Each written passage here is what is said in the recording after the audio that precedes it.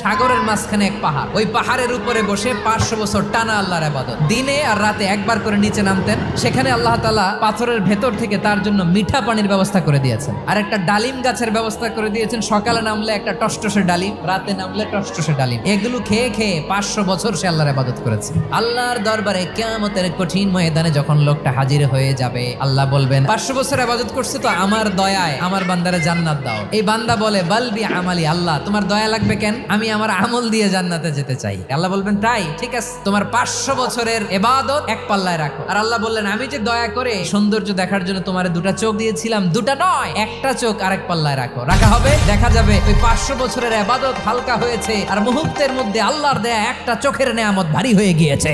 ফলাফল দেখো, হিসাব বলে তুমি এখন জাহান্নামে যাবা, যাও এবার জাহান্নামে যাও। এবার লোকটা কাচুমাচু করে বলে আল্লাহ এবার আমি বুঝতে পেরেছি তোমার দয়া ছাড়া দুনিয়ায় কেউ জান্নাতে যেতে পারবে না।